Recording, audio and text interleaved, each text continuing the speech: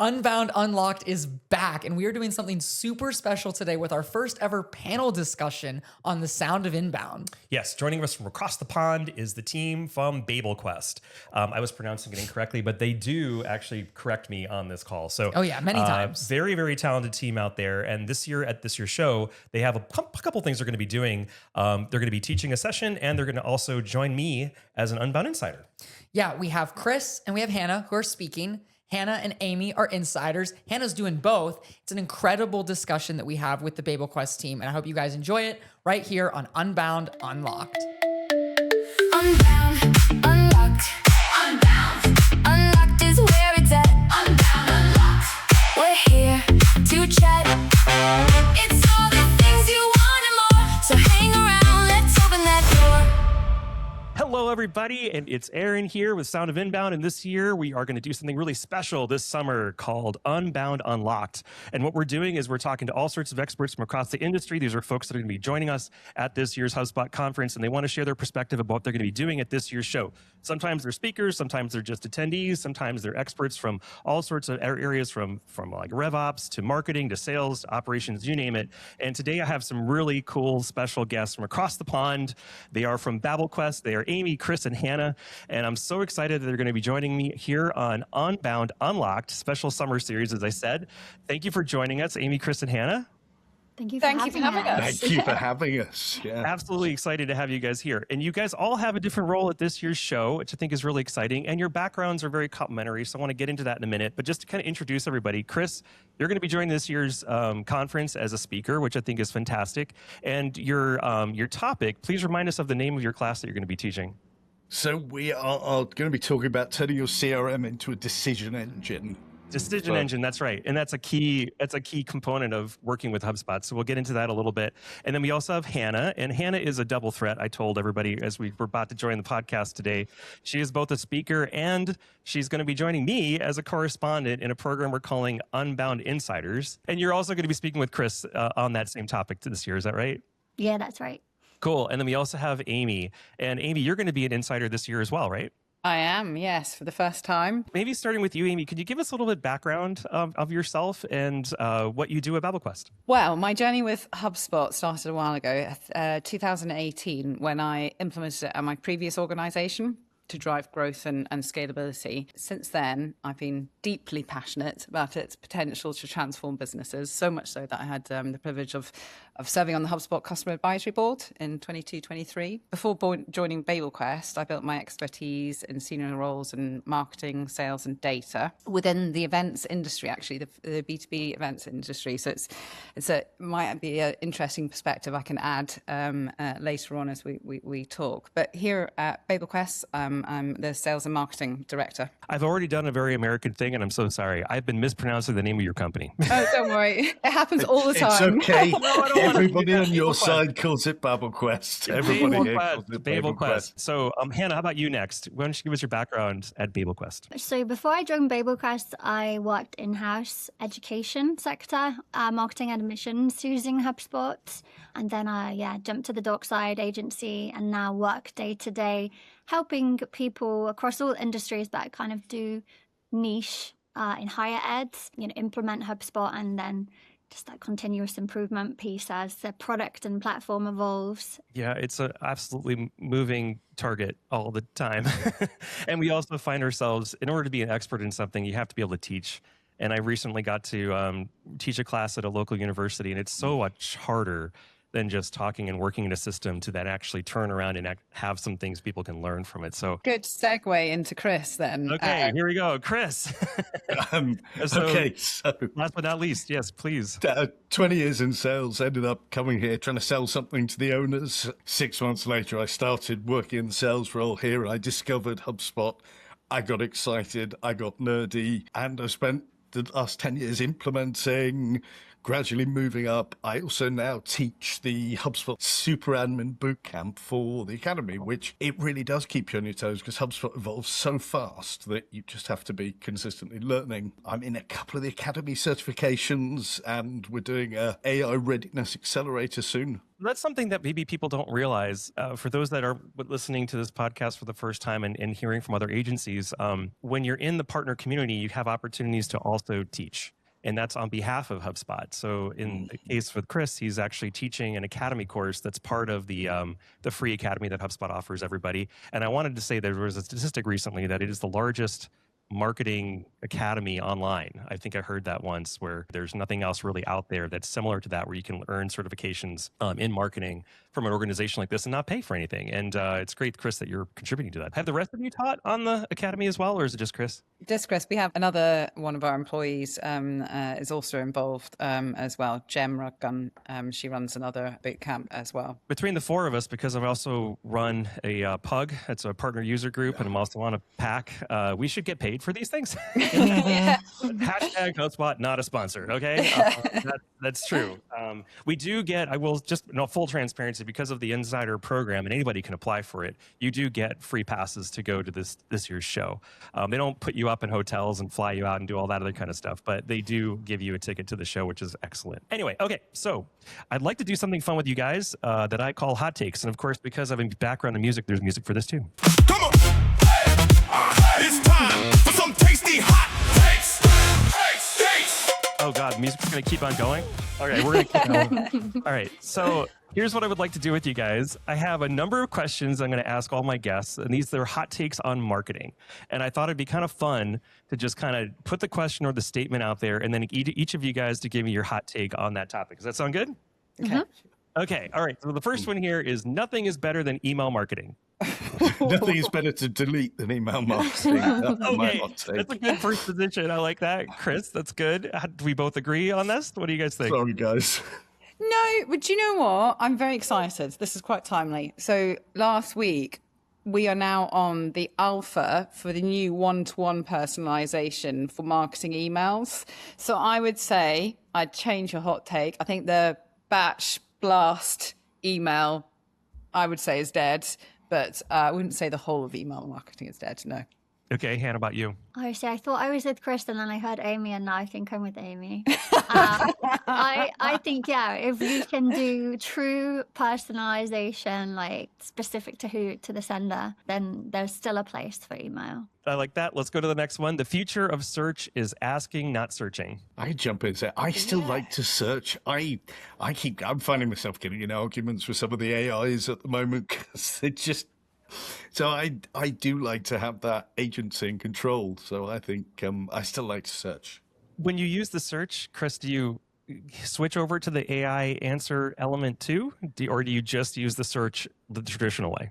I might have a look at it, and then I'll probably scroll down the results and have a look, because usually I know what I'm trying to find. Okay, good enough. Amy, Hannah, how about you guys? AI all the way. Yeah. Asking it, and very rarely open up Google anymore. I'm going to go with you guys too. Sorry, Chris. That's okay. I feel like these days I'm not out there searching for, give me the top 10 ways to do X, Y, and Z. I'm actually going through and I'm having a conversation with the search engine, which to me is more of an answer. I don't know if you've been using, Aaron, we use the Claude connector with HubSpot. Mm-hmm. So if you have a certain license type with Claude, you can connect it with HubSpot. So I have started to use it a lot for myself in terms of analysis. So for example, when HubSpot recently redid the whole AI context element in your settings, where you have to redo all the ICPs or whatever, I was like, right, I'm just going to verify all our stuff. And so I used it to do that. That would be one way you could use it. But yeah, a lot of like the reporting, analytics, trying to get certain things. You have to be very specific with your prompting, but it's so quick. I love it. Yeah, so just for everybody to know, HubSpot's CRM was one of the first platforms to connect with all the major AI systems. So that includes Claude and Gemini and OpenAI. So there is full integration, and what you're referencing there, Amy, is the Claude integration, which is really powerful. Okay, next one question. PDFs are forever. PDF should be put in the bin forever. Awful. Agreed. I think we have consensus on this one. So PDFs, no, they're not forever. I think it's going to be slightly the way we talk about floppy disks now. Do you remember when you used to say that? So I think that, yeah, PDFs are going I that don't way. think they'll ever die.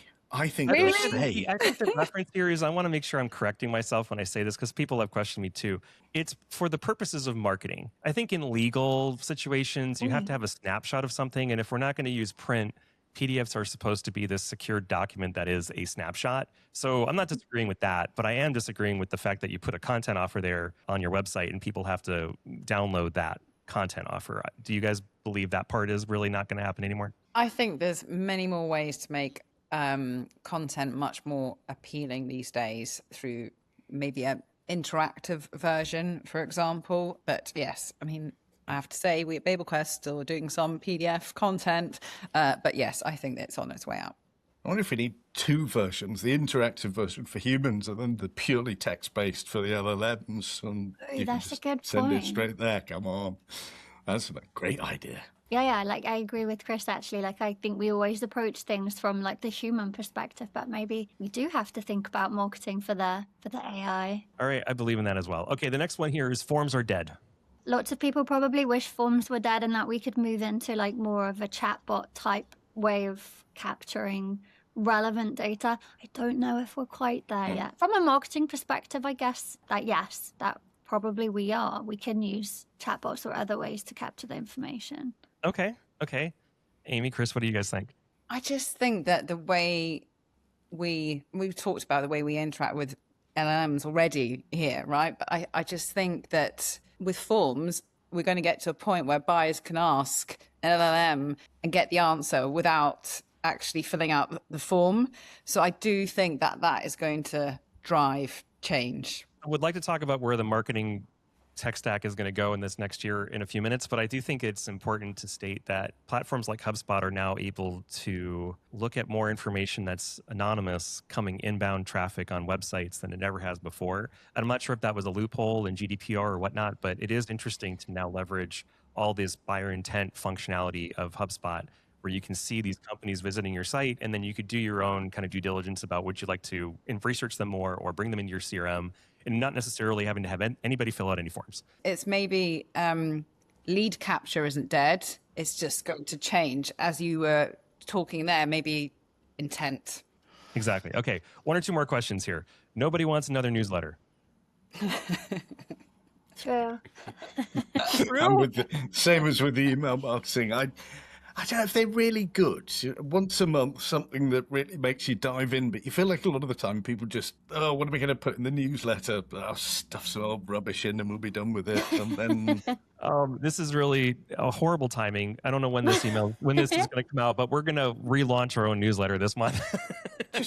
Send it to Chris. Make sure you Okay, sign him I'm up. going to send it to Chris. send it to me. Great content. Well, I think part of the reason might be that when you're in social media, if you're not hitting your audience at the exact right place, right time, they're going to miss the news. Especially if they change the way that the information is sorted. If it's not just relevant and it's just based on time posting, you can miss tons and tons of information. And it's really hard to go back and find it, as Instagram has proven that to all of us. It's like you saw something that you liked and there's no way to get back to it. Yay, it's gone. And so when it comes to like newsletters, I feel like it's a point in time that we could send in an email that, okay, they can always go back and find that. My hope is that there's a win-win in there, Chris. So it's not just a rah-rah about us. It's that whole thing where you have to kind of do something for everyone, don't you? Because as soon as we start going, right, I think this, so we're going to kill that off. You got to do all of the channels, all of the stuff, because people are looking at things in different places, aren't they? That's a good point. And maybe it's like that the newsletter is like it invites conversation. I like those kind of newsletters, you know, like the LinkedIn ones where someone can be like, this is my thought or opinion. And then you can get in the comments and be like, well, I disagree or I agree. And then I like that bit where it kind of builds the community and you can talk about something. But what I think is interesting is what LinkedIn is now working towards in terms of like interest clusters. So I think to your point, Aaron, you have to be, for a newsletter to be useful, you have to be adding value But with LinkedIn, I think that's going to drive quite a lot of change in terms of what you see displayed for you in terms of content. So I would say that actually relevant newsletters are going to become more important. Okay.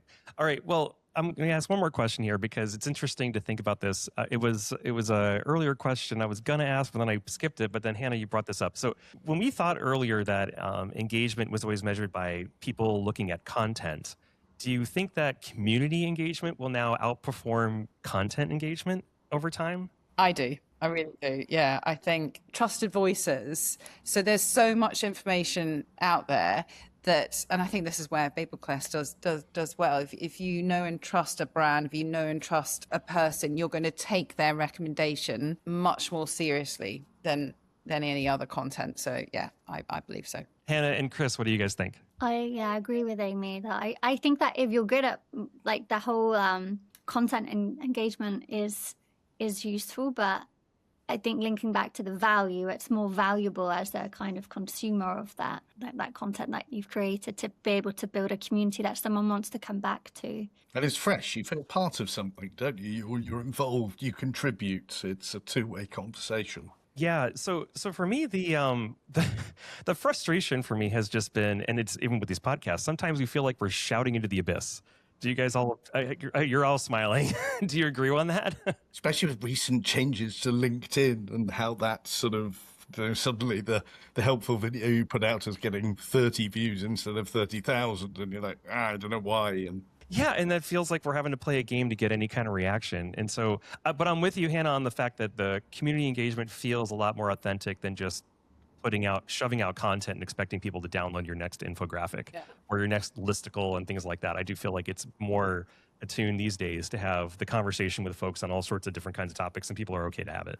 Okay, cool. Well, that was our hot takes. I do think it's important for people to know that we have opinions on things. You know, it's important to just share. It's not always, I don't think it's important these days to just feel like we all have to be so down the middle.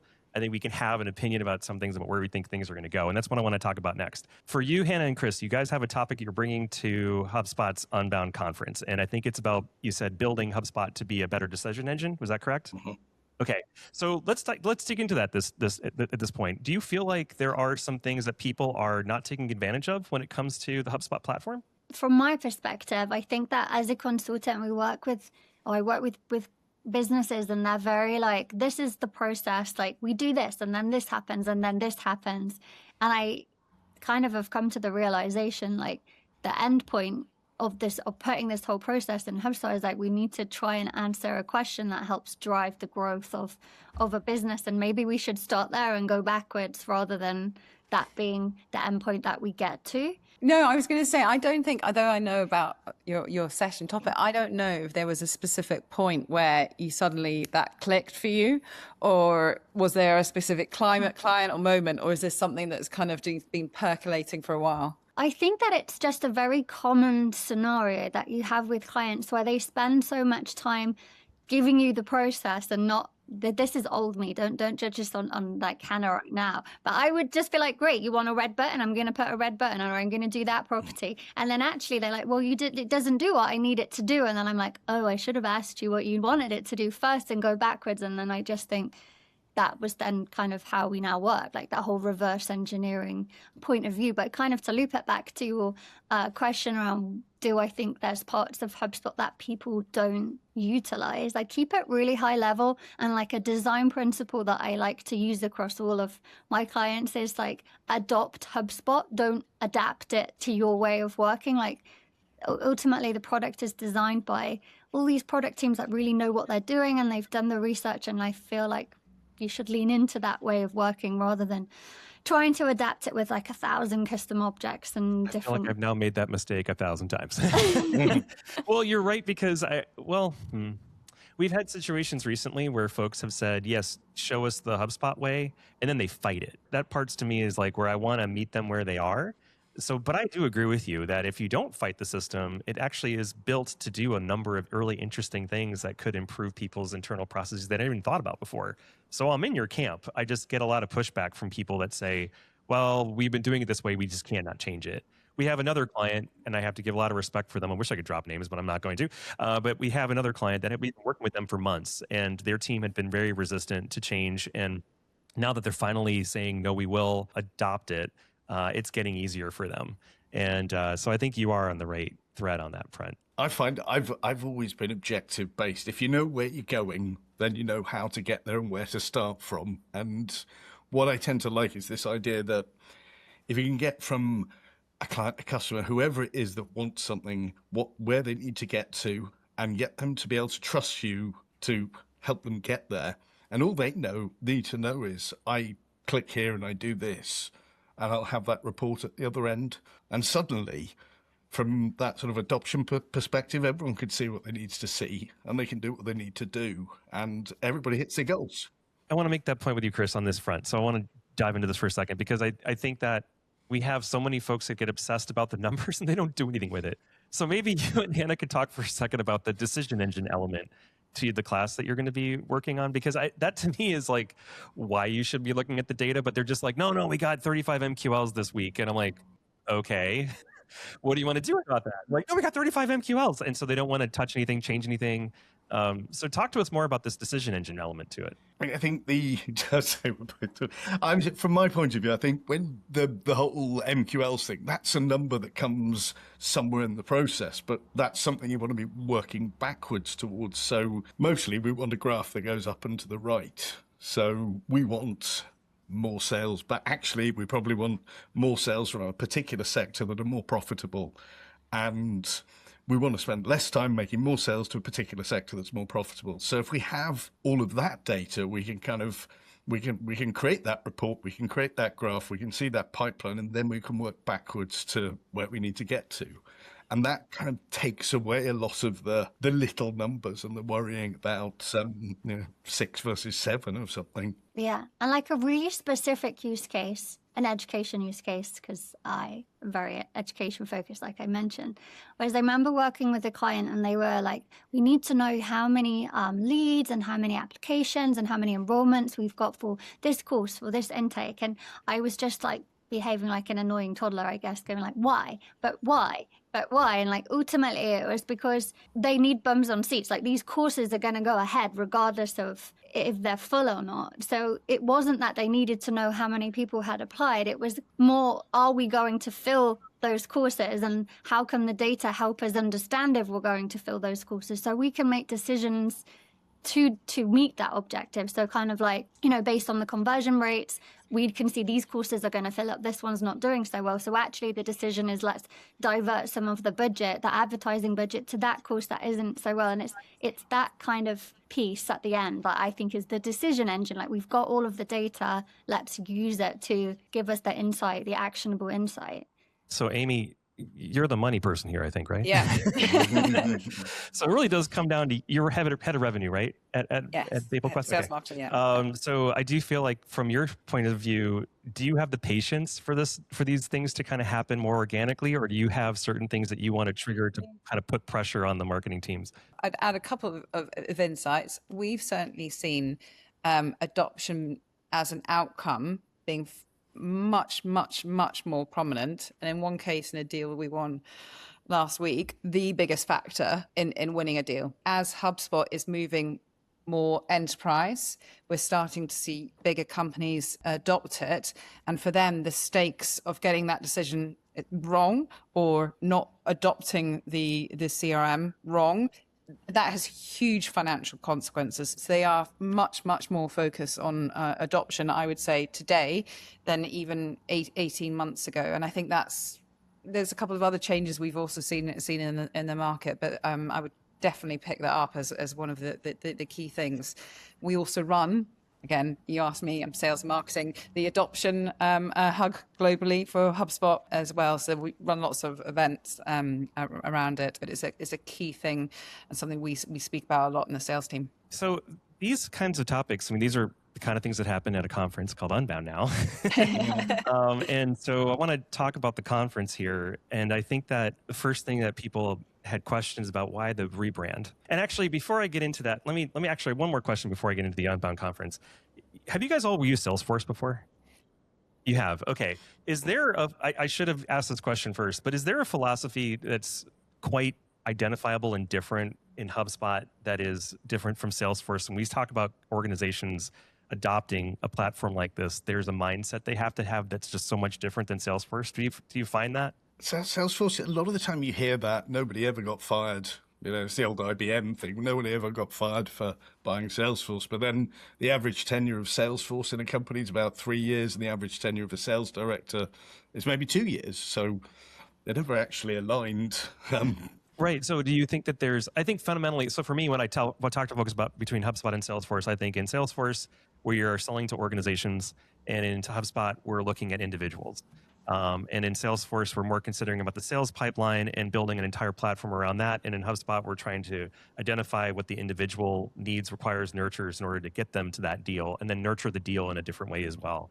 I'm not sure if that's a good opinion about things. I'm just wondering if you guys share anything about that. I think maybe, but I would also say that again, the last 18, 24 months, it's much more common that we would see these full adoption of all HubSpot hugs or phased adoption, i.e. with maybe sales going first, marketing, etc. But also sometimes single sales hubs as well. So 18 months ago, if we were up against Salesforce for Sales Hub, it wouldn't be much of a contest. But now we're winning those types of deals. So the market is definitely changing. Yeah, I would agree. Hannah, Chris, anything more on that?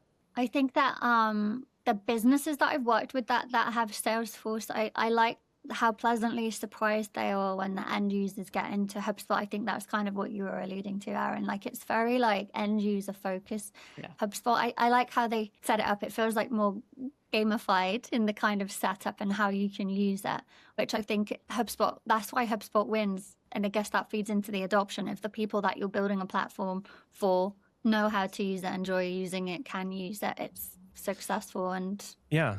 Chris, anything else? I agree with all of that. I think it's a nicer platform to use. I spent many years working in sales. I've used all of the CRMs, and a lot of them just haven't evolved. I think that's the big one. And HubSpot evolves constantly, good and bad on that. They could roll an update while we're talking right now. We wouldn't even know it. they probably have done about 4. Yeah, When you're running a training session and you can't find that button, it was there yesterday, and you're going with the magician's patter of and you have to keep going, and then eventually you work out based on what you know about how they develop the product that it's probably over there. Yeah, I would agree that the biggest fundamental difference on the user experience design between Salesforce and HubSpot is that in HubSpot, you don't have to run a report to see things. You could just be going between screens and get to the information that you need, whereas in Salesforce, you have to specifically run a report. Actually, the simplest thing in the world has been shocking to me. I'll ask people how many contacts are in your Salesforce database, and they'll say, give me a few hours and I'll let you know. I'm like, what? And they just have to do a bunch of digging, and it blows my mind. They can't give me That's such a good point, actually. Like, when I think about Salesforce integrations or migrations, and those clients do come back with an endless list of reports, and then you're like, this can be a view, this can be a segment, or... Yeah, exactly. Okay. All right. So the whole reason we're here today is to talk about the Unbound conference.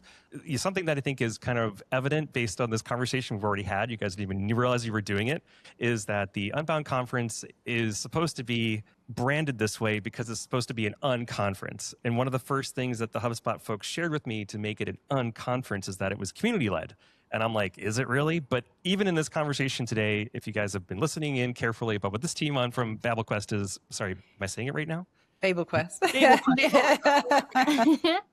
Dinged on that, BabelQuest, is that they are leading hugs, and they're on the advisory groups, and they're teaching classes, and they're coming to the show, and they're going to actually be teaching a session there as well. And it's a similar kind of experience for me as well. This is not HubSpot folks leading these things. These are agencies leading these things. And I think that's an initial strategy that people have to recognize, that it's very community-led. So I just was wondering from all three of you, and Amy, I'd like for you to go first. What do you think makes the Unbound conference not a normal conference?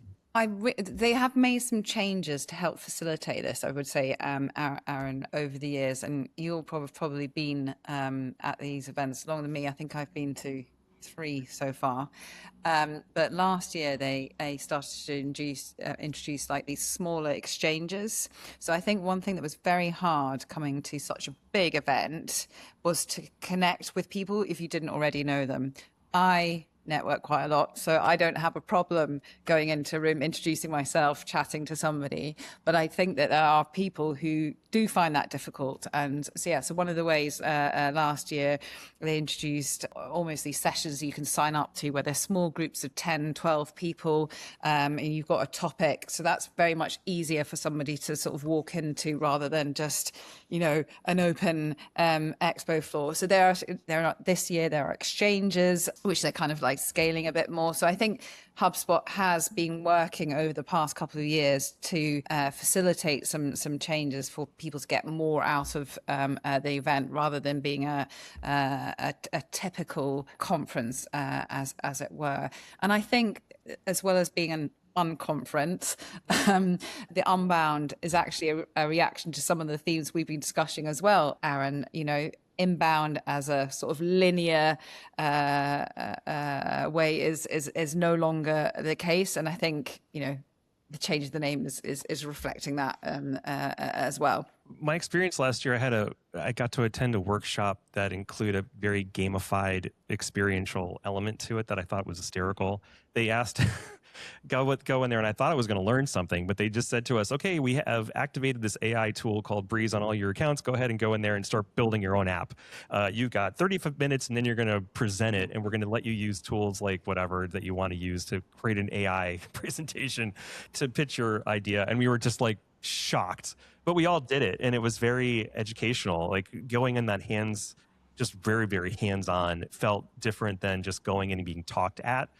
Same thing like you're saying when you have these meetups, we're not feeling like we're just getting it one way. We're actually able to have these exchanges, as you mentioned. And I think with AI as well, there's a lot of, when we speak to clients, a lot of like, I just don't know where to start. And actually it's something we've taken on board with our own events. So we run sort of quarterly workshops for, around AI, and they are all like practically led. So like first time we ran it, we're like, right, everybody laptops out, we're going to walk you through how to set up the prospecting agent, that kind of thing, because I think it's so overwhelming. If you can give somebody a use case of where to use AI, they're like, oh yeah, I see what I could do with it. But if you just start to talk in a sort of high level, it's just like almost overwhelming. I'm doing this for the AEO of it for this podcast because we're going to transcribe today. The takeaways here are a couple of things as far as unlocking the conference for your perspective. Take advantage of the meetups and the networking events that you're saying, and also don't just take one type of class and just go to the main stage stuff. Get involved and try different kinds of sessions that could be very workshopy, hands-on, and don't just try. I mean, just take advantage of the opportunity in that way. Do you agree? Absolutely. I think for me, I'm very proud of my colleagues, Hannah and Chris, for having a session there. But it really is about the people you meet, getting to chance to discuss, all right, how are you doing this? How are you doing that? What you experience? That kind of thing is where I get the most value out of attending Unbound. Unbound now. He said Unbound. All right, Hannah, how about you? What do you think about this Unbound conference and what makes it different? I like that how inclusive it is in terms of different ways of learning. So I am not someone who's very good at sitting still and listening to someone. And I remember almost feeling a little bit nervous about going to what was Inbound at the time, because I was like, oh, I'm going to sit there, I'm going to fidget. And then I went to one of the HubSpot Academy labs that they started to do. And it was so good because it was like a collaborative workshop, and you didn't have to sit quietly, and you could get involved, and then I found like it was a really good learning experience.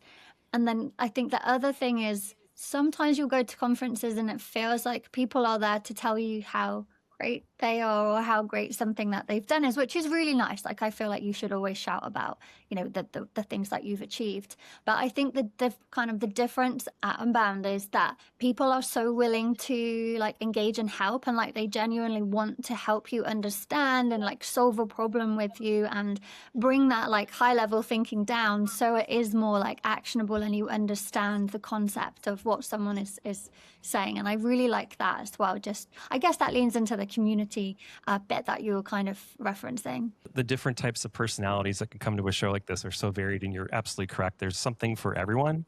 So 2 years ago, when I was first a correspondent, my first year, I was going down the escalator and I brought a little camera with me and I thought I would interview people. But when I was going down the escalator, the production of the show was so intense, and they had this like creator studio and all these fancy cameras everywhere. I'm like, I am screwed. What am I going to do? There's no place for me to set up and talk to anybody. And it took a lot of, I had a leap in order to try different things, of course. And so I put the courage up to speak to, it turned out to be Karen Ng and Jonathan Dick on the day of the partner day. And they were my first folks I was able to interview. And it was an example of you could stop anybody and talk to anybody and learn something really interesting about the marketing, or your own industry, other industries. It didn't matter who you talked to. And so it set the pace for the rest of the week for me. It's like I could literally speak to anybody, and everybody had a really compelling thing to share of all these different personalities, all these different backgrounds. So it does take a little bit of get out there and try things personality. But if you are willing to go to the show and you're putting yourself in that mix, I think it'll also happen organically, like you're saying, Hannah. So that's really great. Okay, Chris, to you, what do you think about the Unbound conference? I think the community thing is massive. People are so nice. And I say that because everywhere you look, there's someone you can chat to. There's someone you either know through a window. Like, we'll see you there this year. You'll not be through a window anymore. But it is that community and that fact that you meet. And I think kindred spirits as well. People who like-minded, I will go off and find the deeply nerdy HubSpot community because they are my people. And we have a lovely time just talking about, well, I did this and you did that. And how did you do this? One of the things I was worried about speaking was that if we got like a slot right at the end, that I spend the whole time going around going, oh, I'm worried to go. But we're very lucky we've got a nice early slot so I can go and properly enjoy. And I think it's not, I keep going on, but it's not just the conference day, it's the conference night, it's the chats in the hotel, it's the parties, all of that sort of stuff. You start off being a bit scared and I won't know anybody. And then suddenly you've got, 8,000 new friends who are all there. Yeah, you could sit in any theater at any time. You should talk to the people next to you. It definitely opens up opportunities. You don't know where that's going to go. But on top of that, you get understanding that this is a very friendly community. You're completely on spot with that. And I do think it's not just the marketing folks, it's the sales, it's the rev folks, it's all the people in operations. They're coming from all sorts of backgrounds. And for those that haven't attended before, this conference isn't just meant for marketing agencies. You could have in-house teams coming from all sorts of different industries with folks with no background whatsoever and what we're there to hear. There is the TED Talk function of it too. I mean, you said you've all been to the show in the past. I say TED Talk. These are like the inspirational discussions that happen on the main stage. Do you guys have any memories of a really great one over the years that you're just like, oh my God, I went to a marketing conference and I got to hear from this person? I do. I need to remind, this is really bad. It was so good and I can't remember his name. It was a few years back. It was the Disney guy and he had his jumping robots on the stage. And I just thought, I'm going to have to go and find what he was called. But was he head of Disney's studios or some? He was way up there. Yeah, and he was talking about like the narrative of, it's like the experience of everything that you can make somebody feel. I'm really doing him a disservice, but I still think that was one of the best things that I ever listened to, and how he made me feel coming away from that, like very inspired, which I guess is what you want from. Yes. How about you, Amy and Chris? Zach Cass. So he was honestly amazing. So he's former head of something to do with OpenAI. I can't remember his exact title, but he talked about how AI will expand human potential rather than replace it. But his talk went everywhere. I felt exhausted after listening to it, but promptly pre-ordered his book. He was amazing. That definitely was one that inspired me. I was going to possibly get with that one as well, but actually I think back the first time I went, I think it was 2016, and I just remember being in this constant whirl of, oh my God, you could, and I was just going to I think he was going to some of the little, because back then there were quite a lot of smaller talks on a particular aspect of sales or a particular type of marketing, but they were all the sort of talks where you could actually take something away and do it. And it was every night in the hotel or the Airbnb we were staying in back then, I would just be sitting there frantically writing stuff down and working out how I was going to put whatever it was into action. So I think all of them, I think you rarely go, I don't think I've ever been to a bad talk, but I love the ones that give you something you can go away and do. The one that absolutely shocked that I would ever even be in the room with her was Jane Goodall. That was nuts, just to be in the same room. But she had a lot of compelling things to talk about, even though it's been an enormous career with all sorts of different twists and turns. She had a lot of interesting things to share. But most entertaining to me is Dharmesh. Yes. Yeah. Because if there's a modern day version of Apple, it's Brian Halligan as Steve Jobs and Dharmesh as Steve Wozniak. And it's so obvious. Like when they would both come out there, you're like the salesman and the technician. It's just like, it's so there. But Dharmesh is so humbling and he's hysterical and he's like, I'm not a good presenter. And then he's an excellent presenter. And then every time he would show a little bit about his background, he would connect it to where it fits within the world of what he's trying to see next for marketing. Or these platforms in general. Now he thinks, how we're going to all leverage AI in a very interesting way. He's talking about headless CRMs and all the other things. And I love that. And I'm really, every year, I'm always excited about where he might go with his talk and what we're going to try to get to have actionable, Chris, coming out of it. Because that's the part to me, I think, is so hands-on. And he's so well connected to it and such an engineer all the time thinking about what we can do to improve things. So I'm always very fascinated by that. His latest thing set the cat amongst the pigeons. The Hubgrader. Wait, what is that? that? Tell us, Chris, what is that? So Hubgrader, you connect to your HubSpot's account and it will look at everything you've ever done. Going back 10 years, it will tell you every tool you've ever used. It gives you a percentage. Now, Hannah is like... Within 99.4%. 99.4 Hannah's is my like the score. top bracket of users. It's only Globally, 98.6. But suddenly you've got all this competition, and Dharmesh is doing like country competitions. Who's the best at everything? So now we're all trying to work out which bits of HubSpot have I not used. So I know. All the little like shadowy recesses of a system, you have to like dig it out, But it is always rewarding to see what you could do with it and how much they have thought. It's kind of like the Disney thing that Hannah, you were talking about earlier. Disney has put a lot of thought. His name was Josh D'Amario. I feel like I have to tell you his name. Okay, all right, that's excellent. Thank you for sharing that. One thing that I think Disney sets itself apart as far as many other brands are concerned is they think about all the little details. That's what makes it so special, that even when you're waiting in line for a ride, that's also its own experience. And every little detail has been considered down to the squishy pavement that you're stepping on so that you don't get tired when you're walking around all day long. It's crazy. And I think with HubSpot, they're trying to do a similar kind of thing experientially with the website, with the system, sorry, not the website, but the system, and actually engaging in their brand, no matter how you might do that they think about all the details and what that looks like. If it's a solution partner's experience, or if it's coming to the show, or if it's experiencing the website for the first time, or going through the blog or experiencing the platform the first time, they try to think about those details, and I think that's special for them. Before we wrap this up, I was just curious if like any other tips that you guys want to share, pro tips heading to Boston this fall that you want to share with our audience to unlock this Unbound conference. Bring a battery pack. 100%. Sneakers? How about sneakers? Should I wear sneakers? Yeah. Flat Okay, shoes. sneakers and a backpack? Okay. Chris, Hannah, what about you guys?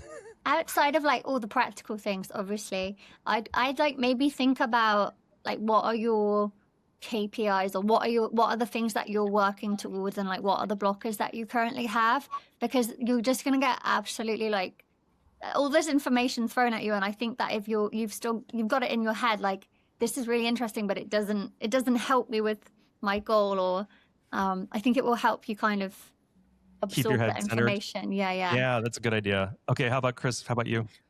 I think just talk to people. Sometimes it's really hard at a conference. You're a bit sort of, it's a bit scary, but everybody tends to be really nice. And you can almost start off, go and talk to them. Go and talk to the people at the Academy stand, for example. They'll look after you. But I think talk to people, be curious, always ask why. But I think, like Hannah says, if you know what you're trying to get at least a little bit, then you can make sure that you do actually get that from it, and you don't go off with this sort of head that's exploding full of new things you want to do. Thank you so much for the three of you. This is, again, Chris, Hannah, and Amy from, I'm going to say it correctly right now, BabelQuest. Well done. Yay.co.uk. We'll put it on screen. You want to check Thank them out you. there. And then please, for those that are going to be going to the show or even going to be following along online, Hannah and Amy and I will be hashtagging, I think it's Unbound 26 Insider, I believe is the hashtag that we'll be using in all the different social networks to see how our experience is going this year. So very excited to have you all at the show. And of course, you can see these are very friendly people, so you should go check them out. Thank you so much for joining us here on Sound of Inbound in the special Unbound Unlocked Summer Series.